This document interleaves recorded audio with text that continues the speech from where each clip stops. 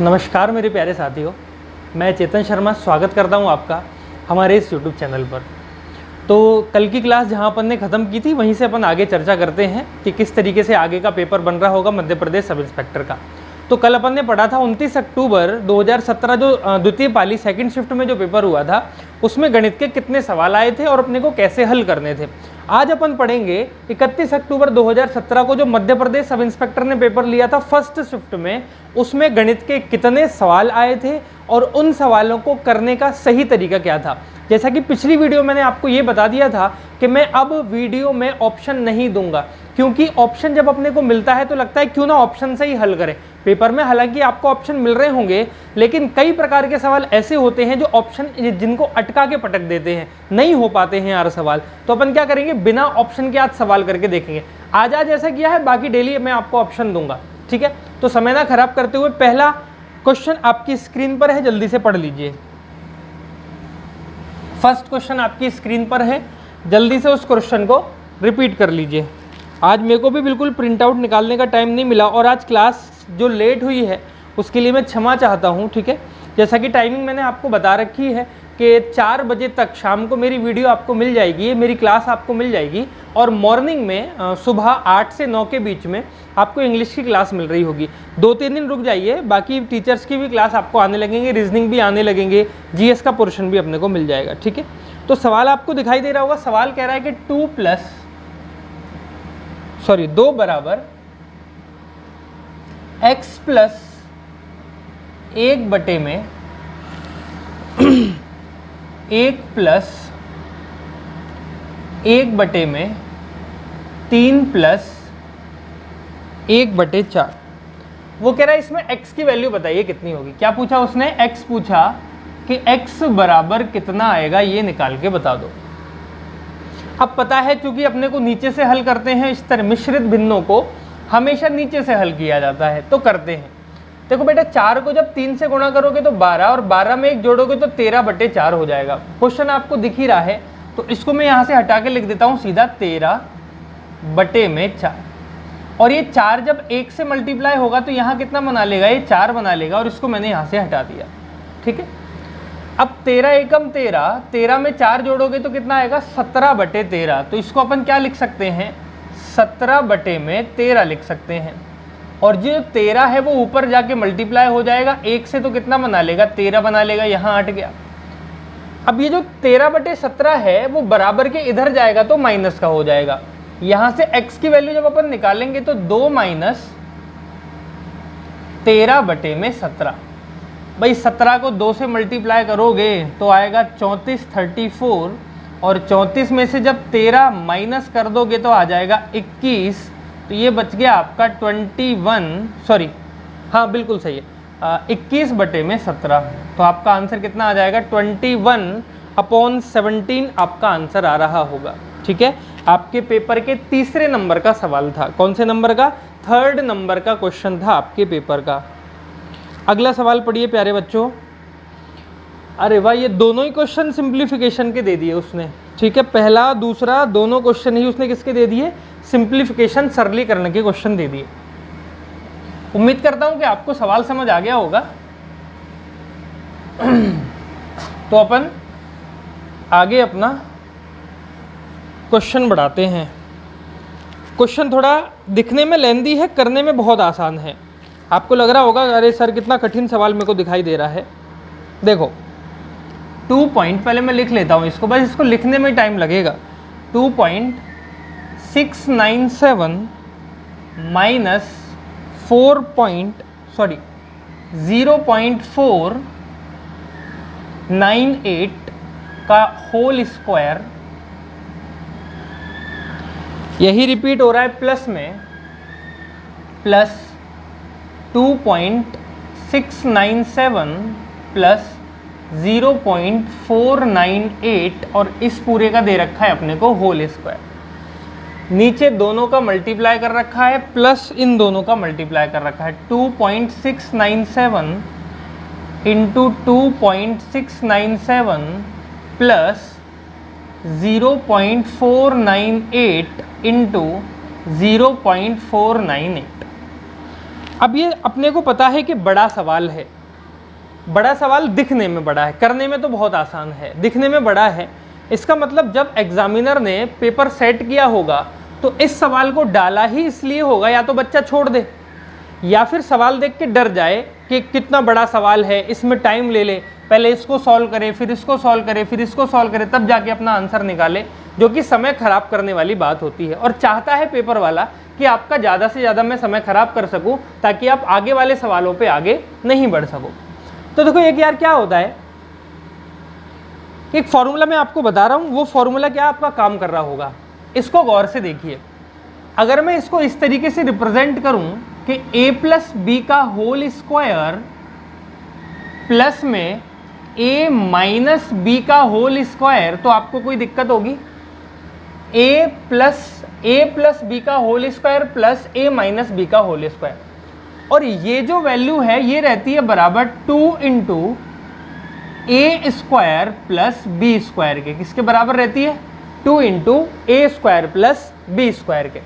तो इस पूरे की जगह मैं लिख सकता हूं 2 गुणा में ए स्क्वायर 2.697 का स्क्वायर प्लस में 0.498 का स्क्वायर डिवाइडेड बाय।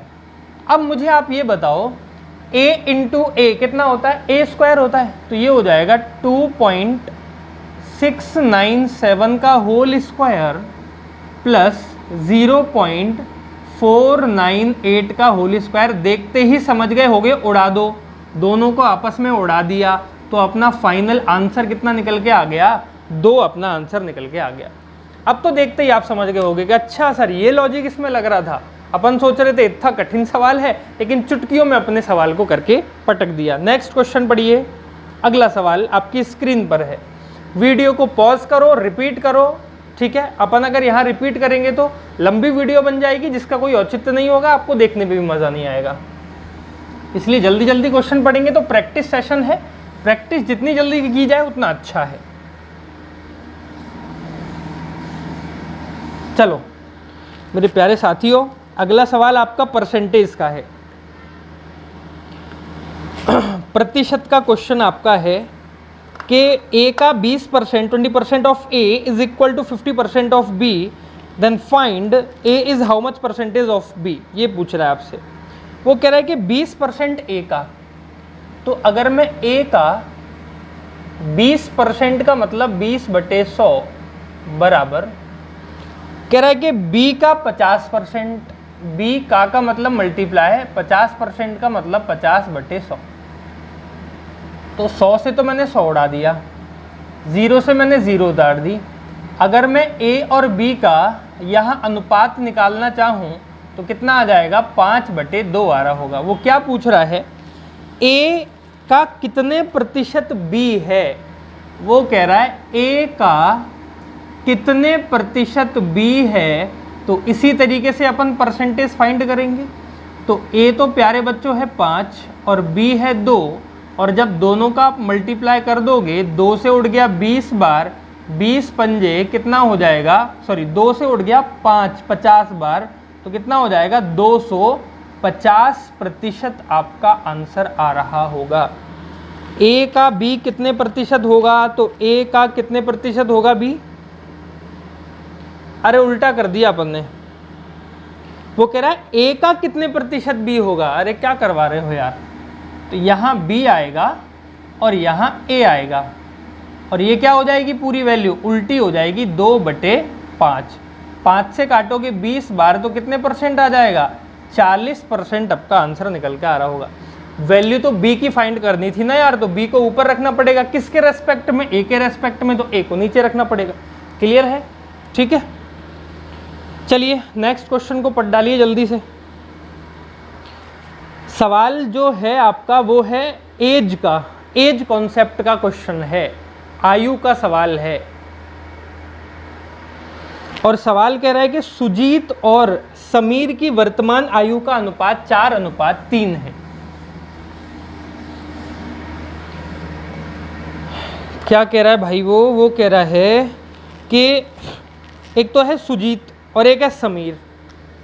तो एक तो है सुजीत और एक है समीर, दोनों की वर्तमान आयु जो है वो 4:3 के अनुपात में है।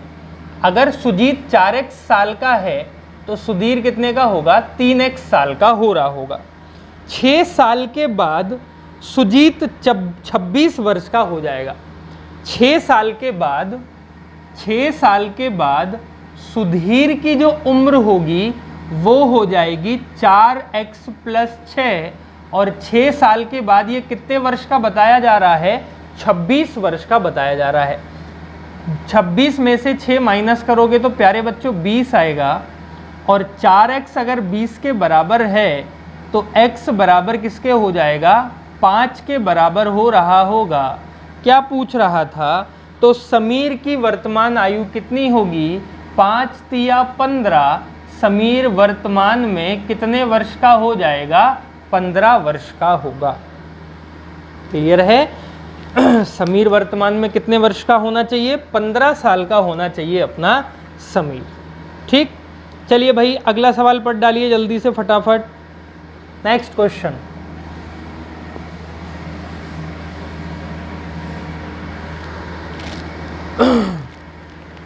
चक्रवृद्धि ब्याज का सवाल है, गौर से समझिएगा। इस प्रकार के सवालों को करने का एक बहुत ही इंपॉर्टेंट और लॉजिक मेथड मैं आपको बताने वाला हूं। सवाल को पढ़ो। वो कह रहा है एक धनराशि चक्रवृद्धि ब्याज की दर से 15 वर्ष में 2 गुनी हो जाती है। 15 वर्ष में आपका जो पैसा है वो कितना हो रहा है, 2 गुना हो रहा है। मतलब अगर आपने किसी को पैसा उधार दिया है तो 15 साल में आपका पैसा 2 गुना हो जाता है। ऐसे समझो, अगर आपने किसी को 1 रुपया उधार दिया, अगर आपने किसी को 1 रुपया उधार दिया तो आपके 2 रुपये होने में कितने वर्ष का समय लगा, 15 वर्ष का समय लगा। मतलब 1 रुपये से 2 रुपये बनाने में, दुगना करने में 15 साल का अपने को समय लगा। मतलब मैं कह सकता हूं कि 2 की पावर 1, 1 से 2 की पावर 1 बनाने में, पावर 1 बनाने में 15 साल का समय लगता है। पावर 1 बनाने में 15 साल का समय लगता है। वो कह रहा है यह राशि कितने वर्षों में उसी ब्याज की दर से 8 गुनी हो जाएगी। अगर आपको आपका पैसा 8 गुना करना है, इसका मतलब 2 की पावर कितनी करनी होगी, 3 करनी होगी। अगर 1 पावर 15 साल में बनाई जाती है तो 3 पावर बनाने में आपको कितने वर्ष का समय लग रहा होगा, 45 ईयर्स, 15 वर्ष का समय लगेगा। कितने साल का, 15 वर्ष का आपको समय लग रहा होगा। मेरी बात समझ पाए? ठीक है। इसी तरीके से चक्रवृद्धि ब्याज के इस प्रकार के सवालों को आप हल कर सकते हो चुटकियों में। नेक्स्ट क्वेश्चन पढ़ लीजिए। सवाल आपका है साझेदारी का, पार्टनरशिप का क्वेश्चन दे रखा है भाई। पढ़ो एक बार क्वेश्चन को, मैं भी पढ़ लेता हूं। ए ने एक व्यापार की शुरुआत में 45,000 रुपये की पूंजी निवेश की। ए ने 45,000 रुपये लगाकर कोई व्यवसाय शुरू किया। कुछ समय बाद बी 30,000 रुपये निवेश कर व्यापार में शामिल हो जाता है। यदि वर्ष के अंत में उन्हें 2:1 के अनुपात में लाभ प्राप्त हुआ तो बी कितने समय बाद व्यापार में शामिल हुआ। देखो यार, लॉजिक क्या है क्वेश्चन का। क्वेश्चन का लॉजिक ये है कि ए ने कोई व्यापार शुरू किया और उसमें 45,000 रुपये निवेश किए, और जो इनको लाभ दे रखा है वो 1 साल बाद, मतलब ए ने तो जो पैसा लगाया होगा वो पूरे 12 साल के लिए, 12 महीनों के लिए, 1 साल के लिए पैसा लगाया होगा। कुछ महीनों के बाद बी आया, कितने रुपए लेकर, 30,000 रुपये लेकर।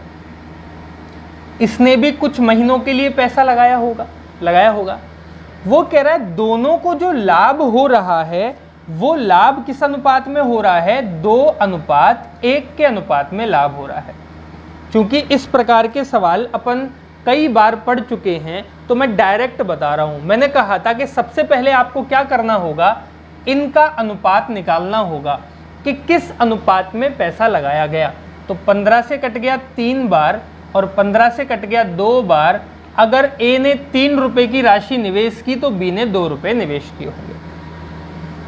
तो 12 तिया 36, अपन क्या करते हैं, जितना पैसा लगाया गया, जितने महीने के लिए लगाया गया, अगर दोनों को मल्टीप्लाई कर दूं तो क्या निकल के आ जाता है, प्रॉफिट, लाभ निकल के आ जाता है। तो ए को लाभ होगा 36 रुपए का, और आपको पता है कि दोनों के लाभ का जो अनुपात है वो 2:1 है। अगर 2:36 के बराबर है, समझना 2 अनुपात अगर 36 के बराबर है तो 1 अनुपात किसके बराबर होगा, 18 के बराबर होगा। 1 अनुपात किसके बराबर होगा, 18 के। तो 2 से मल्टीप्लाई करूं क्या कि 18 आ जाए, 9 मल्टीप्लाई करोगे, मतलब बी ने 9 महीने के लिए पैसा व्यवसाय में निवेश किया। पैसा लगाया गया था 12 महीनों के लिए, इसने 9 महीनों के लिए पैसा लगाया। इसका मतलब ये व्यवसाय में कितने महीनों के बाद शामिल हो गया होगा, 3 महीने के बाद व्यवसाय में शामिल हुआ होगा। ये नहीं पूछ रहा आपसे पेपर में कि कितने महीनों के लिए पैसा लगाया, पूछ ये रहा है कितने महीनों के बाद व्यवसाय में शामिल हुआ। तो कितने महीनों के बाद हुआ प्यारे बच्चों, 3 महीने बाद आया होगा। 9 महीने के लिए पैसा लगाया, 12 महीने के लिए टोटल पैसा लगा था। मेरी बात समझ पाए होंगे। अच्छा सवाल था, इंपॉर्टेंट क्वेश्चन था। नेक्स्ट क्वेश्चन को जल्दी से पढ़ डालिए। सवाल है लाभ हानि, प्रॉफिट एंड लॉस का। अगला क्वेश्चन डाल दो भाई बच्चों के लिए।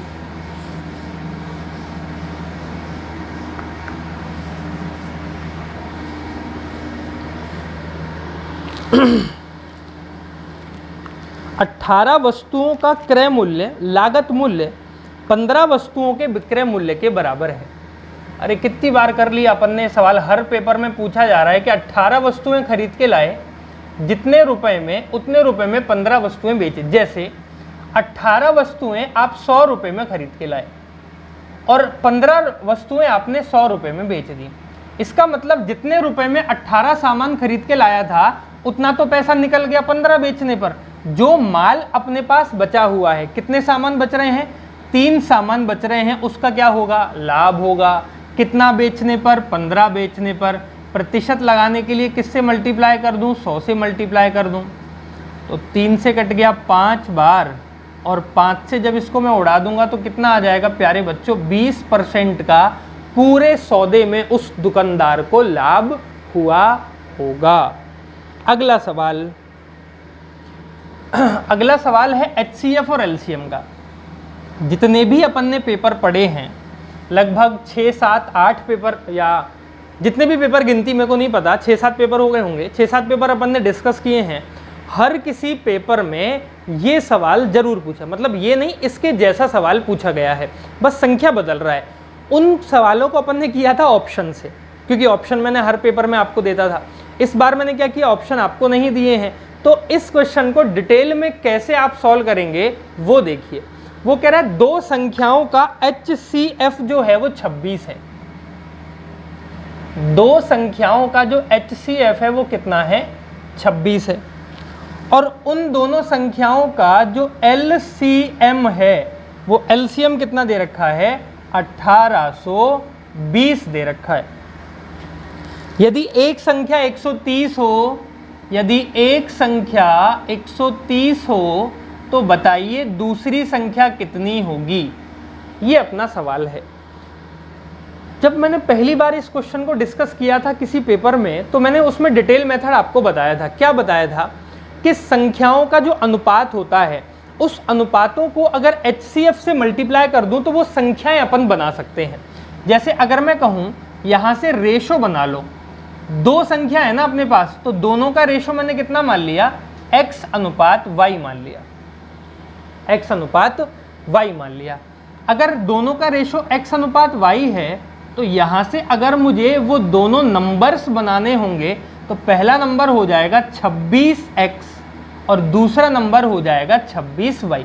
अगर अनुपातों को HCF से गुणा कर दूं तो वो दोनों संख्याएं निकल के अपने पास आ जाती हैं। अब पहला नंबर अगर 26x है, दूसरा नंबर 26y है, तो इन दोनों का LCM कितना होगा। LCM निकालते हैं, जो कॉमन है वो कॉमन निकाल लिया और बाकी जो संख्याएं बच गई उनको मल्टीप्लाई कर दिया, और LCM 1820, तो 26 से काट लो, 7 दूनी 14, 6 दूनी 42, भाई कट गया पूरा पूरा कितनी बार, 70 बार कट गया। तो x गुणा में y बराबर कितना आ गया, 70। तो x और y क्या रख दूं कि 70 आ जाए, अगर मैं 14 गुणा में 5 रख दूं तो कितना आ जाएगा, 70 आ जाएगा। ठीक है, y बराबर रख दिया मैंने 5, y बराबर 5 रखोगे 26 पंजे 130, पहली संख्या हो गई 130।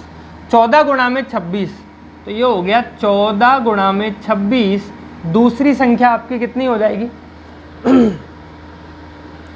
निकालते हैं। 14 6 84 का 4, 8 बचा, 14 दूनी 32, 32 और 8 40, तो कितना हो गया 404 अपना आंसर आ रहा होगा।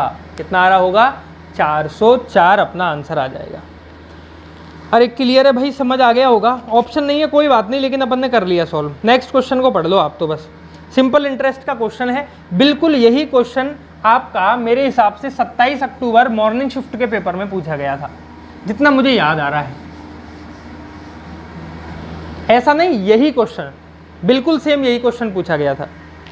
कितने समय में 8% वार्षिक ब्याज की दर से साधारण ब्याज मूलधन का 2/5 गुना होगा। साधारण ब्याज मूलधन का 2/5 गुना होगा। मतलब अगर आपने किसी को मूलधन 100 रुपए दिया तो आपको जो सिंपल इंटरेस्ट साधारण ब्याज मिलेगा वो मूलधन का 2/5 मिलेगा। 5 से कट गया 20 बार, मतलब आपको ब्याज कितना प्राप्त होगा, 40 रुपए का। अरे वो कितने दर की बात कर रहा है, 8% के दर की बात कर रहा है। कह रहा है कि समय बताओ। मैं तो एक चीज़ जानता हूँ, सिंपल इंटरेस्ट का जो फॉर्मूला मैंने पढ़ा है बचपन से, मूलधन गुणा दर गुणा समय बटे 100, यही पढ़ा है। इसमें ब्याज कितना मिल रहा है, 40। 100 रुपये के मूलधन पे 8% की दर से समय निकालना है, बटे में कितना, 100। 2 जीरो से 2 जीरो कट गई, 8 से कट गया 5 बार, तो कितने साल में आपका पैसा हो जाएगा, आंसर आ गया जी 5 वर्ष में हो। अरे हो गया आंसर, कितने साल में हो जाएगा, 5 साल में। चलो नेक्स्ट क्वेश्चन आपको दे रखा है टाइम एंड वर्क का क्वेश्चन, समय और काम का सवाल। तो पढ़ लीजिए एक बार टाइम एंड वर्क, समय और कार्य के क्वेश्चन। कह रहा है कि ए और बी एक काम को 10 दिन में खत्म करते हैं, बी और सी 15 दिन में खत्म करते हैं, सी और ए 20 दिन में। 10, 15 और 20 दिन का समय दे रहा है, तो सी अकेला उस काम को कितने दिन में खत्म कर देगा। ए और बी कोई काम 10 दिन में, बी और सी कोई काम 15 दिन में, सी और ए कोई काम 20 दिन में शुरू करते हैं। तो टोटल काम मैंने कितना मान लिया, 60 मान लिया। तो ए और बी एक दिन में कितना काम करते होंगे, 6। ये एक दिन में 4 और ये एक दिन में 3, तो 6 और 4 10 और 3 13 काम खत्म होते हैं एक दिन में।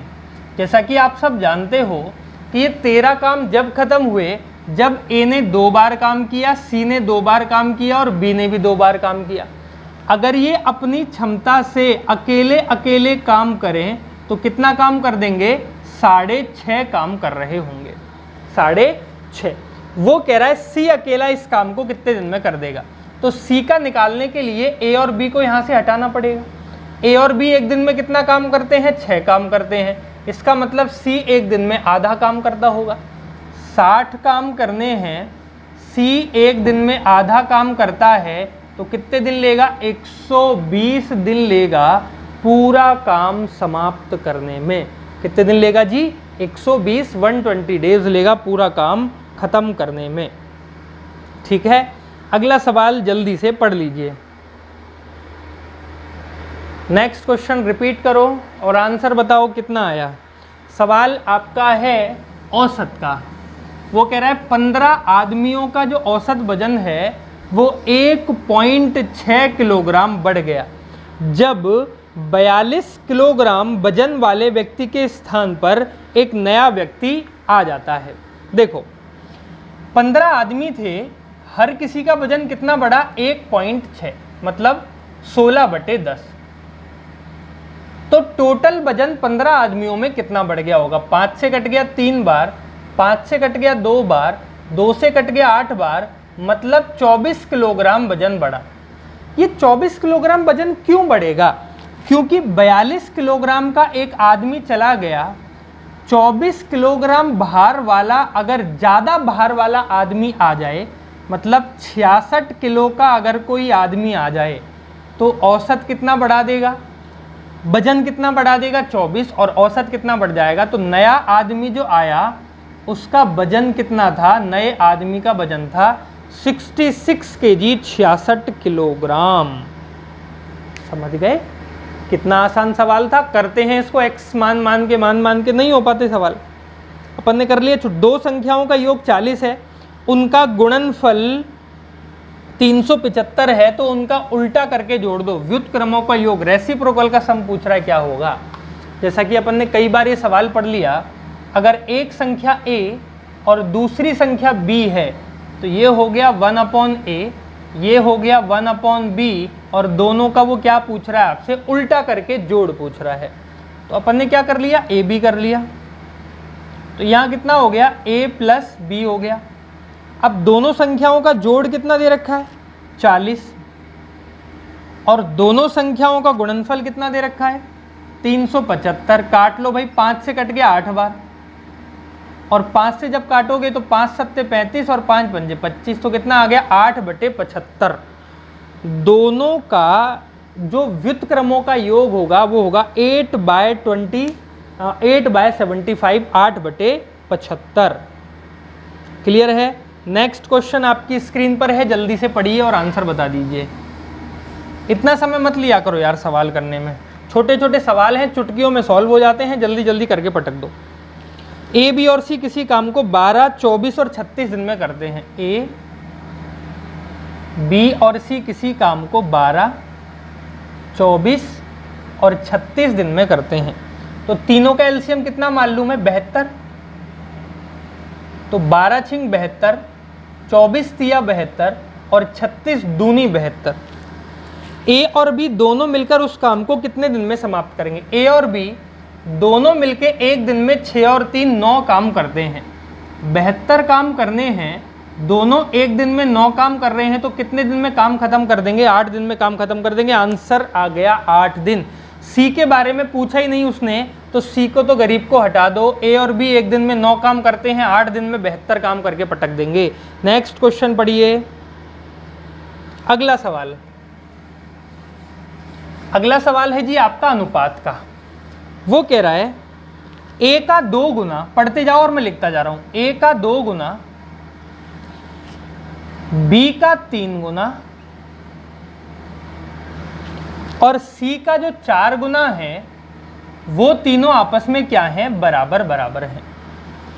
तो बताओ a, b और c का जो अनुपात है वो a, b और c का अनुपात कितना होगा? देखो, निकालने के बहुत सारे तरीके हैं। a की वैल्यू अलग चाहिए, b की वैल्यू अलग चाहिए और c की वैल्यू अपने को अलग चाहिए, तभी अपन क्वेश्चन को सॉल्व कर सकते हैं। कैसे सॉल्व करेंगे? अगर a निकालना है, क्या निकालना है? a, तो a को छुपा लो, 3 चौक 12। अगर b निकालना है तो b को छुपा लो, 4 दूनी 8। अगर c निकालना है तो c को छुपा लो, 3 दूनी 6। कट रहा है क्या भाई किसी से? 2 से। 2 6 12, 2 4 8, 2 3 6, तो तीनों का अनुपात कितना आ गया? 6:4:3। है ना मजेदार जुगाड़? a की वैल्यू निकालनी है तो a को छुपा लो, b और c को मल्टीप्लाई कर दो, 3 चौक 12। b निकालना है तो c और a को मल्टीप्लाई कर दो, c निकालना है तो a और b को मल्टीप्लाई कर दो, रेशो निकाल लो, आंसर निकल कर आ जाएगा। कितना? 5 सेकंड में उड़ा देंगे अपन सवाल, नहीं? अगला सवाल, नेक्स्ट क्वेश्चन आपका है, पढ़ लिया भाई सवाल? सवाल है अनुपात का।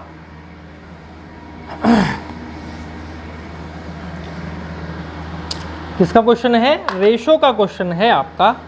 कह रहा है ए, बी और सी का जो अनुपात है, ए का अनुपात, बी का अनुपात और सी का जो अनुपात है वो है 3:4:7। कह रहा है a प्लस बी प्लस सी तीनों को जोड़ दो और इसका जो अनुपात है c के साथ वो बताओ कितना होगा। अरे यार क्या क्वेश्चन पूछा।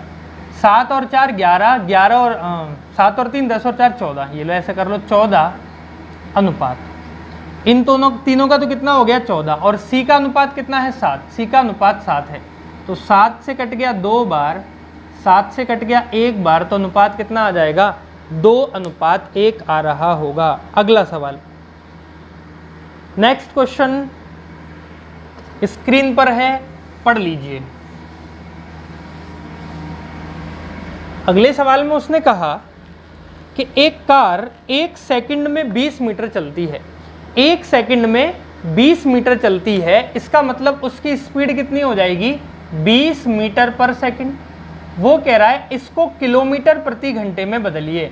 किलोमीटर प्रति घंटे में बदलने के लिए किससे मल्टीप्लाई कर दूं 18/5 से, तो 5 से कट गया 4 बार, 18 चौक 72, कितनी आ गई 72 किलोमीटर प्रति घंटा।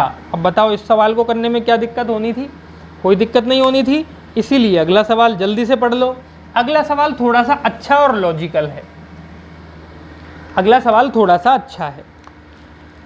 यदि एक व्यक्ति किसी वस्तु को 5% हानि के बदले 5% लाभ पर बेच दे, मान लो कोई वस्तु मैं एक दुकानदार हूं और मैं कोई वस्तु 100x रुपए की खरीद के लाया, 100x रुपए की खरीद के लाया, मैं जब इसको 5% की हानि पर बेचूंगा, इसका मतलब मैंने इस सामान को 95x का बेच दिया होगा। अगर मैं इसको 5% के लाभ पर बेचना चाहता हूं, इसका मतलब मुझे इस सामान को 105x में बेचना होगा, तो 95x में पहले बेच रहा था, 105x में अब बेच रहा हूं, तो कितने ज़्यादा पैसों में बेच रहा हूं 10x ज़्यादा पैसों में बेच रहा हूं। तो वो कहता है 5 रुपये अधिक प्राप्त होते। कितने रुपए अधिक मिल रहे हैं मुझे 10 रुपये अधिक मिल रहे हैं। 10x बराबर किसके है 5 के, x बराबर हो जाएगा 5/10 मतलब 1/2।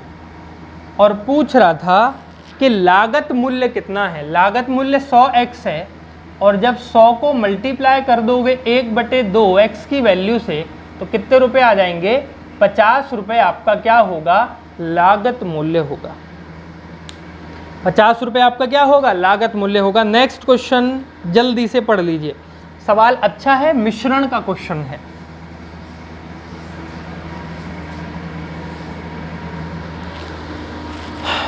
तीस लीटर के मिश्रण में दूध और पानी का जो अनुपात है वो 7:3 है। मिल्क और वाटर का जो अनुपात है वो 7:3 है। कितने लीटर के मिश्रण में 30 लीटर के मिश्रण में। देखो छोटी छोटी चीज़ें होती हैं अनुपातों की। अगर 7:3 में 30 को बांटोगे तो 21 लीटर तो हो जाएगा दूध और 9 लीटर हो जाएगा आपका पानी। 21 और 9 30 होगा और दोनों का जब अनुपात निकालोगे तो कितना आएगा 7:3 आ रहा होगा। दूध और पानी का अनुपात 3:7 करने के लिए, इस अनुपात को 3:7 करने के लिए इसमें कितना पानी मिला दिया जाए वो ये पूछ रहा है। कितना पानी मिला दूं कि इन दोनों का जो अनुपात है वो किसके बराबर हो जाए 3:7 के बराबर। क्या मिलाना है बोलो बोलो, क्या मिलाना है पानी। मतलब पानी अगर मिलाना है तो दूध तो अभी भी 21 लीटर ही होगा और 3 अनुपात अगर 21 के बराबर है तो 7 अनुपात किसके होंगे 3:21 के बराबर। 1 अनुपात किसके बराबर बोलो, 1 अनुपात किसके बराबर 7 के बराबर। तो 7 अनुपात किसके बराबर हो जाएगा 7 अनुपात हो जाएगा 49 के बराबर। 3 अनुपात अगर 21 के बराबर है 7 गुना है तो ये भी कितने गुना हो जाएगा 7 गुना 49। तो कितना पानी मिला दूं 40 लीटर पानी मिला दूं, आंसर आ गया। क्या पूछ रहा था इसमें कितना पानी मिलाया जाए, तो कितना पानी मिला दिया जाए प्यारे बच्चों 40 लीटर पानी अगर मिला दिया जाए तो खेल क्या हो जाएगा खत्म हो जाएगा। अब ये सवाल था, लॉजिकल क्वेश्चन था, कोई सूत्र काम नहीं करेगा, आपके दिमाग का सूत्र काम कर रहा होगा। अगला सवाल 180 मीटर किलोमीटर प्रति घंटे को, अरे यार क्या सवाल, अभी तो अपन ने सॉल्व किया ऐसा क्वेश्चन। वो कह रहा है 180 किलोमीटर प्रति घंटे को मीटर पर सेकंड में चेंज करके बताओ कितना हुआ। तो मीटर पर सेकंड में चेंज करने के लिए 5/18 से गुणा कर दिया, 10 बार कर दिया, तो कितना हो गया 50 मीटर पर सेकंड, 50 मीटर पर सेकंड। ठीक है, इसी तरीके से अगला सवाल पढ़ लीजिए। अगला सवाल है मेंसुरेशन का क्वेश्चन। जब एडवांस मैथ के क्वेश्चन आते हैं तो गौर से देखा करो, क्योंकि एडवांस मैथ का वेटेज जो है गणित का, वो अब क्या होने लग रहा है, ज़्यादा होने लग रहा है। अर्थमेटिक अपनी कम हो गई है किसी भी परीक्षा में, और एडवांस क्या हो गई है अपनी, ज़्यादा हो गई है। तो एडवांस पे आपको ज़्यादा ध्यान देने की ज़रूरत है। आयत की लंबाई और चौड़ाई में 23 मीटर का अंतर है। अगर मैं कहूँ आयत की लंबाई L है और चौड़ाई B है, तो दोनों में जो अंतर है वो कितने का है, 23 का अंतर है। और आयत का जो परिमाप है वो कितना है, 206। परिमाप होता है 2 गुणा में लंबाई प्लस चौड़ाई। परिमाप कितना दे रखा है प्यारे बच्चों, 206। इसका मतलब लंबाई और चौड़ाई का जो योग होगा वो कितना हो जाएगा, 103 होगा। तो अगर मैं यहाँ लंबाई और चौड़ाई को जोड़ दूं तो दोनों कितने हो जाएंगे, 103। दोनों समीकरणों को जोड़ दिया, 2L बराबर 126, यही होगा। 2 से कितनी बार कट गया, 63 बार, तो L बराबर कितना हो गया, 63, 63। लंबाई आ गई 63। अगर उसकी लंबाई 63 है तो 63 में से क्या माइनस कर दूं कि 23 आ जाए, 40 माइनस कर दूं, तो चौड़ाई कितनी हो जाएगी जी, उसकी 40 हो जाएगी। और आयत का क्या पूछ रहा है, क्षेत्रफल पूछ रहा है।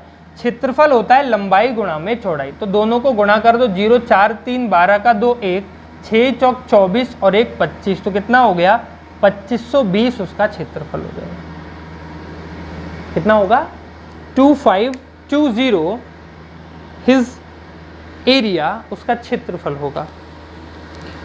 अगला सवाल भी ज्यामिति का है, देख लीजिए। जैसा कि अभी मैंने बताया था कि अब क्या हो रहा है, एडवांस मैथ के, सेकंड मैथ के जो क्वेश्चन हैं वो ज़्यादा आने लग रहे हैं पेपर को कठिन बनाने के लिए।